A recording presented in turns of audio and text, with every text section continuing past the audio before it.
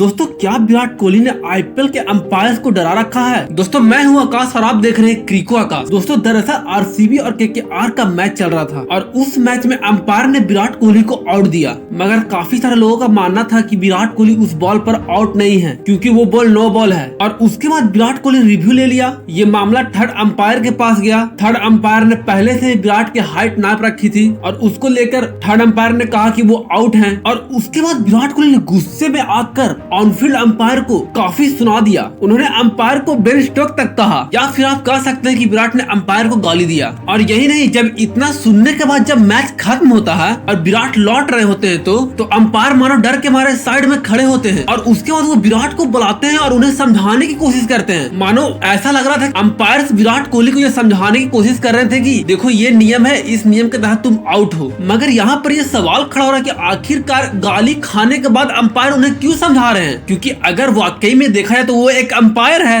और साथ साथ वो आईसीसी का रिप्रेजेंटेटिव है और उसे विराट से डरने की क्या जरूरत है। अगर ऐसा है तो विराट क्रिकेट से बड़े हो गए हैं, या फिर ये भी हो सकता है कि अंपायर को लगा हो कि अगर हमने विराट को निराश किया तो कहीं ये हमारा कैरियर न बर्बाद कर दे। अगर जो भी हो, मगर इस आईपीएल में ये जो तस्वीर निकल कर आई ये बहुत ही हैरान करने वाला है कि अंपायर को विराट का समझाना ये बहुत ही हैरान वाला बात है। आप लोग देखोगे इस मैच में विराट कोहली काफी ज्यादा गुस्सा हो गए थे। उन्होंने बैट वैट सब पटकना स्टार्ट कर दिया। उन्होंने डस्टबिन पर भी हाथ मारा था और शायद काफी ज्यादा गाली का भी प्रयोग कर रहे थे। यहाँ पे पूरा सोशल मीडिया ये शौक था कि विराट इतना ज्यादा एग्रेशन कैसे दिखा रहे थे। हालांकि आकाश चोपड़ा और इरफान पठान जैसे एक्स क्रिकेटर का ये मानना है कि अंपायर का फैसला ये बिल्कुल सही है, क्योंकि आईपीएल के मैनेजमेंट ने पहले से ही विराट कोहली की हाइट नाप रखी है। उसी हाइट के अनुसार थर्ड अंपायर ने देखा, सिस्टम पे सारा चीज दिखा रहा था। बॉल जो है डीप कर रही थी, विराट क्रीज से आगे खड़े थे, तो अगर टेक्निकली देखा जाए तो विराट क्रीज से बहुत आगे थे और वहां से बॉल जब क्रीज तक पहुंच रही थी तो वो डीप कर रही थी। ये थर्ड अंपायर का मानना था, इसलिए ये नो बॉल नहीं था। इस मामले में नवजोत सिंह सिद्धू ने भी ये कहा कि